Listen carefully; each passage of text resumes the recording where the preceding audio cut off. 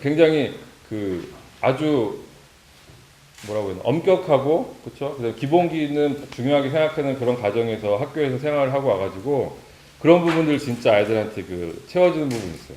채워주는 부분이 있어요. 근데 그게 꿈 와가지고 좀 해이해지는 게 있어가지고 요거는 지금 캐나다 오셔가지고 요청을 하시더라고요. 예, 왜냐면 수업을 캐나다에서 꿈에 저희 오셔가지고 수업을 이렇게 보시면서 좀 너무 자유롭지 않냐. 그래서 저희는 계속 이렇게 좀 편안한 분위기하고 아이들하고 이렇게 그런 분위기인데 너무 자유롭지 않냐. 좀 그렇게 좀 걱정하실 정도로 거기에서 그런 면 훈련되어지는 면들이 있어요. 그래서 그러기 위해서 거기서 되게 강하게 해주시는 부분이 있어서 좀 오해를 받기도 합니다. 애들이 놀라는 거예요. 꿈의 학교에서 그 경험하지 못한 좀 강력한 그런 면도 경험하기도 해서 그렇습니다. 다양한 활동, 스포츠를 통해 봉사정신과 도전정신을 기르는. 저는 사실 개인적으로는 이런 문구를 그냥 봤을 때 그거 있잖아요.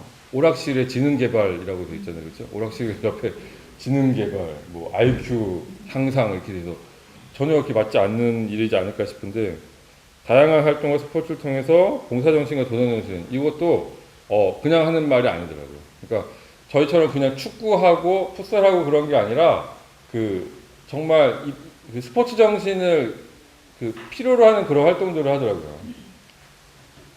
그냥 이렇게 막 몸을 부딪히고 그런 부분이 아니라 그래서 그 외국 학교는 저도 외국에 있을 때 되게 부러웠던 게 오후 되면은 전교생이 다 스포츠 활동 하잖아요. 여학생들도 진짜 제대로 스포츠를 하잖아요. 저도 여학생들하고 같이 섞여서 축구를 한번 해봤었는데 대단하더라고요. 그러니까 그런 면의 그 스포츠 활동을 하게 돼요. 그러니까 아이들이 진짜 그 건강한 육체, 건강한 정신이라는 그런 느낌을 받을 수 있는 것 같아요. 그래서 그냥 뭐 학교에서 한국 같은 학교에서 이렇게 그냥 체육 활동하고 뭐 피구하고 그런 게 아니라는 거를 많이 봤습니다. 네, 그 다음에 제가 나중에 더 이런 목표들을 말씀드릴 거고요. 여기 장소는 지도 보시면 밴쿠버가 이제 많이 가기는 공항이고요. 거기에서 이제 비행기로 1시간 정도씩 가는 거, 40분이나 1시간 정도 가는 게 이제 코목스하고 세모남이에요. 직접 가봤는데 정말 좋아요. 정말 좋고, 부모님들도 경험 못 하셨을 분들이 거의 대부분이실 거고, 앞으로도 경험 못 하실 거예요. 네. 정말 그렇습니다. 가서 보면 정말, 저는 거기 가서, 굉장히 마음이 힘들었어요. 초반 며칠. 진짜 저 정말 힘들었어요. 왜냐하면 그때 제가 또 뭘 느꼈냐면 그 비교라는 거 있잖아요. 비교와 질투라는 거 있잖아요. 그렇죠? 근데 이게 이 프로그램에서 아이들한테도 마찬가지거든요. 그러니까 다른 호스트 가정에 대한 비교. 그렇죠? 그런 부분들이 힘들게 하는 요소 중에 하나예요. 저도 그걸 정말 뼈저리 경험했는데 첫 번째는 그날 제가 갔을 때가 늦여름이었는데 길거리에 민들레처럼 민들레보다 더 흔한 게 뭐죠? 우리나라에? 길거리에 진짜 지천에 깔린 게 블랙베리예요. 복분자. 믿어지십니까? 그것도 알이 이만한 복분자가 블랙베리, 시꺼먼 블랙베리 있죠. 그게 코목스밸리라는 그 지역에 그 지역 전체에 잡초처럼 모든 그 길가에 다 나와 있어요. 이만한데 진짜. 거기서는 그쵸. 물론 거기서도 그거 따가지고 와인도 담그고 잼도 만들고 그렇게 한대요. 그래도 농사를 짓지도 않은 거예요. 그러니까 그렇게 정말 그렇게 많이 있는 거예요. 그래서 저도 그거 엄청 많이 따먹고 따왔어요. 어머니가 너무 좋아하실 것 같아가지고 따갖고 그걸로 잼 만들어 먹고 그랬는데 그때부터 저는 마음이 힘든 게 시작됐어요. 도대체 왜? 도대체 우리나라는 뭐 길에 그런 게 있어 보여. 그거 어디 뭐 나만 하나 납니까 그게? 다 쳐들어와가지고 막 다 따가고 뭐 흔적도 없지. 여기도 저희 시골이기 때문에 감이 이렇게 좀 이렇게 밤 같은 게 열리잖아요. 그래가지고 가을 때 좀 밤 좀 주스러 가봐야겠다라고 생각하고 정신 차리고 나가면 하나도 없어요. 하나도 없어요.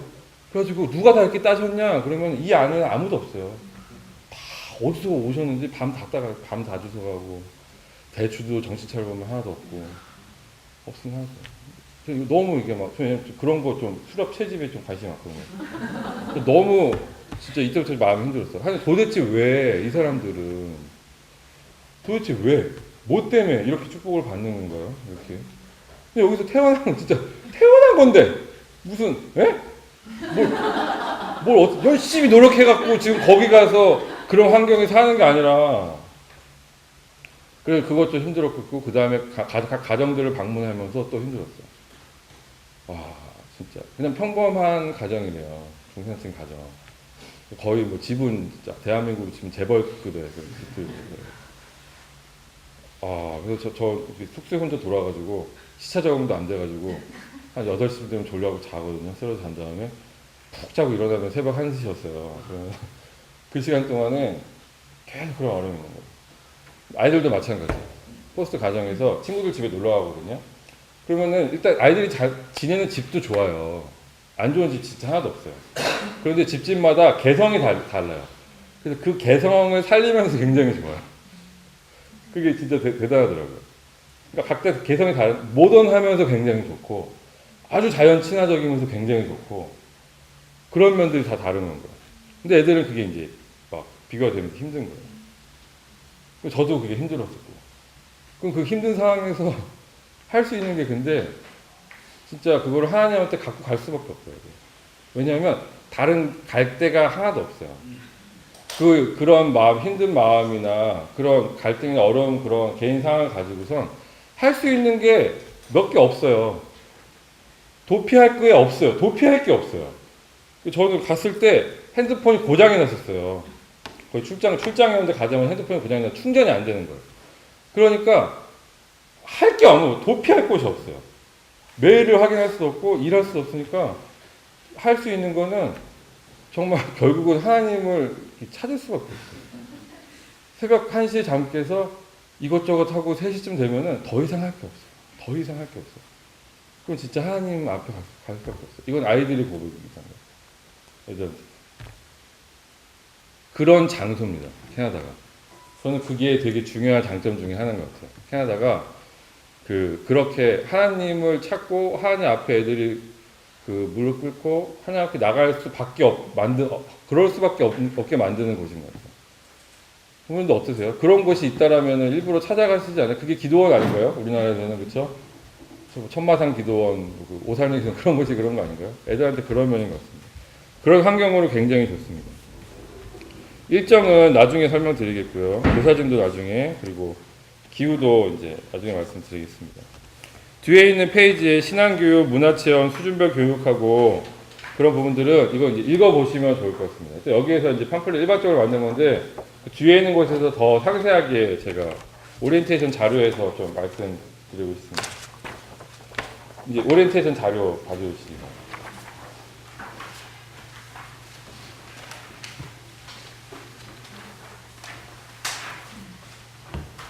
그런데 먼저 저 파리가 좀 많아서 죄송합니다. 여기가 따뜻하다 보니까 외부에서 제가 지난주 목요일하고 오늘 아침하고 제가 한 30마리 정도 잡은 것 같은데 몇 마리가 더 날아가네요. 네. 죄송합니다. 여기가 좀 뭐 더러워서 파리가 많은 게 아니고요. 따뜻해서 파리가 많아요. 이거를 예전부터 계속 오던 목적으로 그냥 쓴 게 아니고 이거는 제가 직접 이제 감당하게 되면서 찾고 그 다음에 이제 검증됐다고 보고 앞으로 해야 된다라고 보는 것들로 잡아왔어요.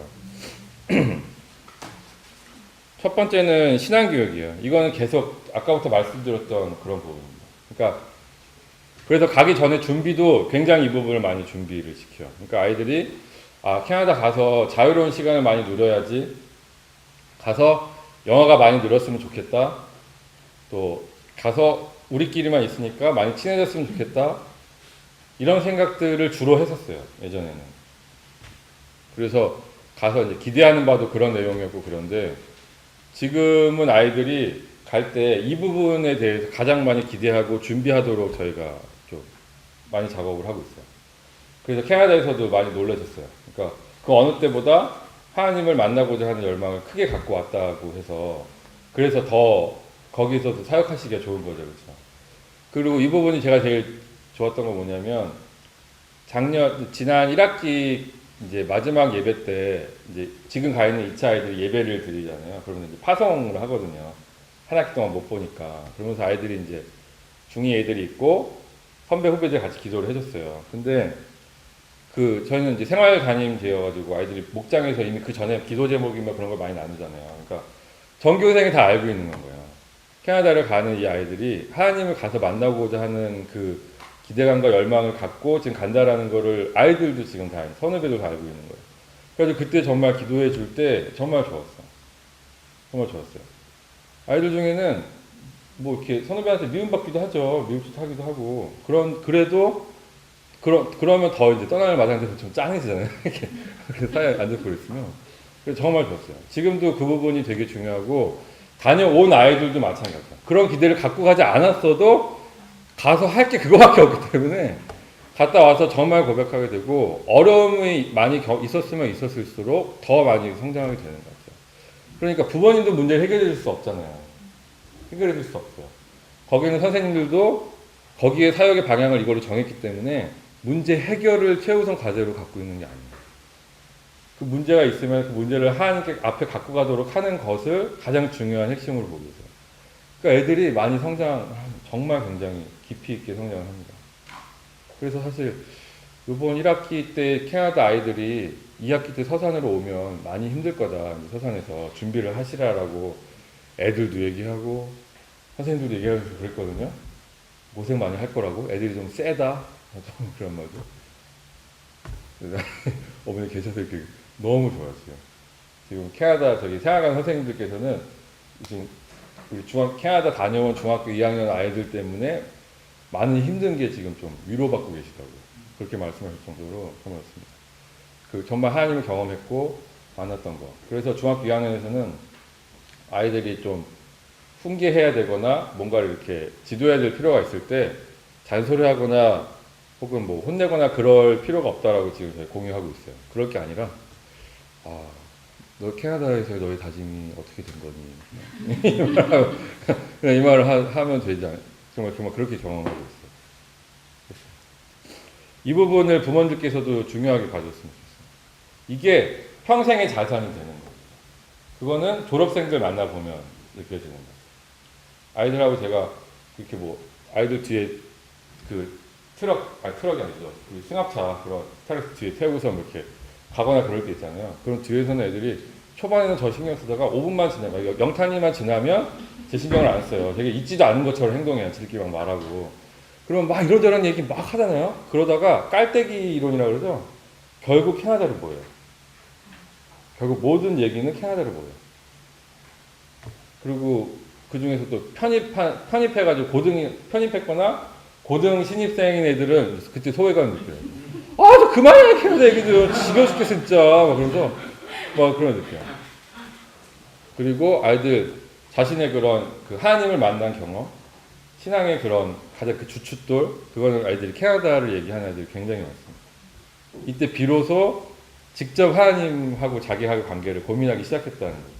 그동안 그냥 교회 생활, 신앙생활 하면서 그냥 따라갖고 했던 대로 그런 부분이 아니라, 이 부분을 부모님들께서도 되게 중요한 핵심으로 요거 때문만이라도 갈 필요가 있겠다라고 생각하실 정도로 그렇게 보셨으면 좋겠어요. 두 번째는 인성교육입니다. 이거는 제가 되게 중요하게 생각하는 부분이에요. 뭐냐면 혹시 제가 요번 올해 했던 다큐멘터리인데 15세에 주목하라라는 EBS 다큐멘터리가 있었거든요. 그러니까 그게 중2병이라 그러잖아요. 중2병이라는 그 말이 있을 만큼, 근데 그게 요즘만이 아니라 그 15세라는 시기가 우리나라뿐만 아니라 이렇게 뇌과학적으로 그런 시기인 건 거예요. 그러니까 많은 신경들이 이제 재배열되고 호르몬만의 문제가 아니라 그러면서 자기 정체성을 찾고 그런 시기인데, 그 시기가 중요하기 때문에 저희도 생공세라든가 혹은 중학교 2학년에서도 좀 다른 학년하고 좀 다르게 특별하게 더 아이들이 인성적으로 더 이제 감성적으로 신앙적으로 이제 좀 부드러워질 수 있도록, 그리고 그런 것들이 사춘기라는 시기가 잘 받아들여질 수 있도록, 그래서 건강하게 지내서 그때 그렇게 잘 지낸 것이 그 이후 청소년기 지낼 때 큰 힘이 될 수 있도록 건강하게 해주는 부분, 그거를 중학교 2학년의 그 1년 목표로 잡고 있거든요. 그래서 다른 학년들도 많이 양해를 해주세요. 중2가 좀 특별하게 놀아도. 그러니까 예를 들면은 뭐, 그러니까 아무튼 특별하게 더 많이 놀아요. 뭘 해도 다른 학년들에서는 안 하거나 못하게 하는 거를 중2는 좀 허용해 준다거나 그런 면이 많이 있어요.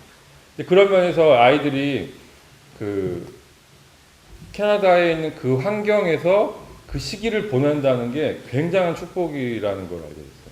그게 굉장한 축복이라는 거. 사실 제가 연구소를 맡게 되고 중학교 2학년 학년장도 제가 자원해서 하게 됐는데, 그렇게 하게 된 이유가 뭐냐면 캐나다 프로그램을 평가하고 다시 이렇게 리뉴얼하고 그러기 위해서 제가 이걸 했어요. 그러니까 그런 어떤 그 정도 직급이 있어야지 이걸 다룰 수가 있잖아요. 근데 그동안 제가 그 곁에서 봐왔을 때는 좀 이렇게 의문도 있고, 아, 좀 이렇게 하면 좋지 않을까, 그런 잘 모르는 상태에서 그런 부분이 많이 있었거든요. 근데 그 부분은 아마 그 다른 부모님들이 느끼셨을 거랑 더 비슷할 수 있겠어요. 근데 저는 더 오랫동안 봤으니까. 그래서 그렇게 해서 봤는데, 이런 부분, 2번 부분들에 대해서는 제가 직접 경험하면서 많이 알게 됐어요. 특히 중학교 2학년을 담당하면서. 그래서 이 부분은 되게 중요해요. 그래서 캐나다에서는 이 부분을 별로 그렇게 그 중요한 목표를 잡지도 않으셨어요. 그냥 너무 힘들다고만 하셨어요. 해가 갈수록 힘들다. 애들이 왜 이렇게 힘드니까. 아, 좀 잘 좀 해서 보내주시면 안 됩니까? 그런 말씀이 많았거든요. 그런데 이제는 그냥 거꾸로 그냥 감사합니다라고만 그냥 해요. 죄송합니다라고 안 그러고. 그리고 앞으로도 더 심해질 수 있으니까 알아주십시오. 6, 7, A 그레이드 디지즈라고 제가 알려드렸어요. 중2병이라고. 이제 병을 앓고 있는 환자다. 그게 갈수록 심해지고 있고, 그 부분을 그냥 공교육 얘기하자면은 진짜 우리 지금 그 공교육 그 학교 그 교실에서 그 시기를 보냈어야 했다면, 그렇죠? 혹은 꿈의 학교에서라도 또 그 시기를 보냈어야 했다면, 근데 그 캐나다 그 환경에서 아이들이 그 시기를 보낸다는 거는 정말 감사한 일이고, 그리고 아이들의 그런 힘든 시기를 거기 있는 분들이 다 받아주셔서 너무 죄송하고 감사하다고 말씀드렸어요. 이게 그냥 연결만이 아닌 게, 아까 말씀드렸던 그 두 캠퍼스를 나눈 이유 중에서 호스트 구하기 힘든 부분이 있다 그랬잖아요. 그래서 그래요. 힘들어서 못 하시는 거예요. 몇 년 동안 하시다가 못 하시고, 한번 잘 의욕적으로 시작하셨다가 못 하겠다 그만두시고. 그런데 그 지역까지 바꾸게 된 이유는 뭐냐면 소문이 나가지고. 소문이 나가지고. 그래서 구하기가 힘든 부분이 있어요. 근데 그게 우리 애들이 가가지고 막 개판 치는 건 아니에요.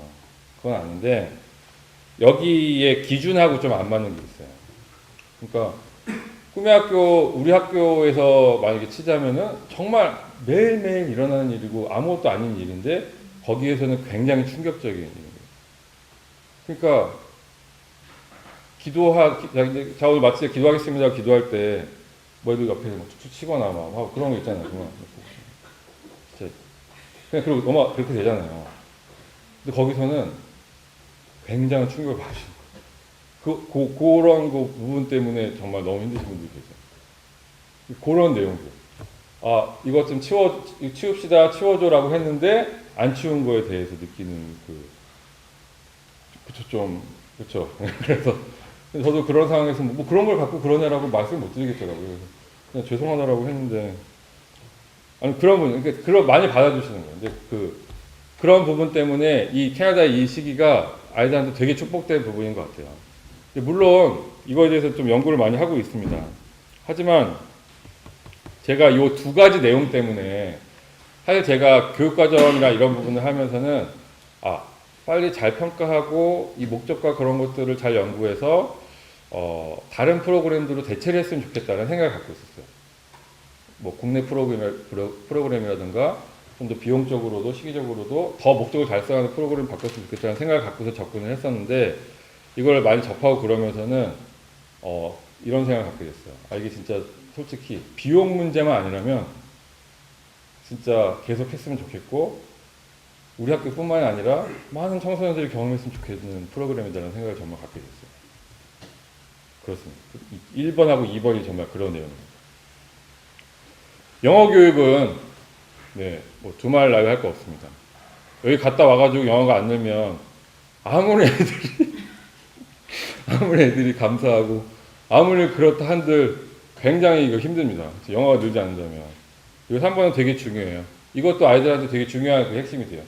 그 편입한 아이들이나 고등 신입생 아이들이 되게 놀래요. 저희 꿈의 학교 아이들의 영어 실력에 대해서 점수로 그런 부분이 아니라 외국인들하고 의사소통하는 것 자체에 대해서 굉장히 놀래요. 근데 이거는 진짜 요때 이 힘이 평생 가는 자산인 것 같아요.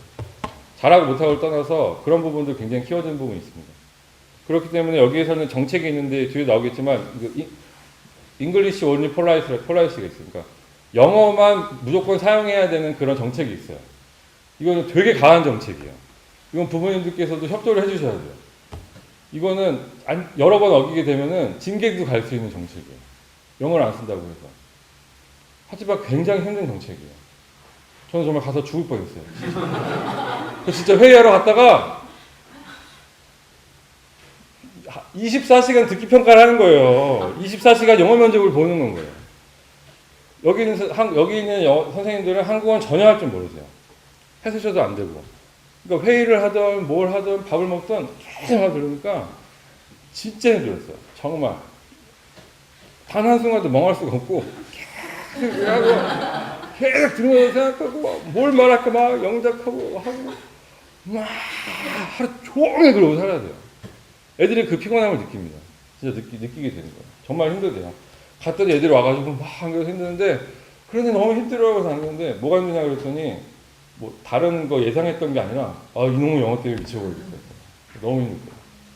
근데 그런 정책을 쓰고 그렇게 힘든데도 불구하고 영어 안 쓰면은 징계까지 갈 수 있을 정도로 이게 되게 중요해요. 근데 징계는 영어를 안 쓴다고 징계가 아니라 그 규율을 어겼기 때문에 그것 때문에 징계로 가는 거지 영어 안 쓰는 걸 뭐 나쁘게 그건 아닙니다. 그런 면 있습니다. 그래서 아이들 영어 많이 들어요. 특히 이제 그 영어 실력을 키우는 것은 그 이후에도 계속 공부하면서 키워야 되는 부분이 있는데 일단 그 장벽이라는 부분들이 제거됐다라는 면들 그거가 굉장히 큰 의미가 있습니다.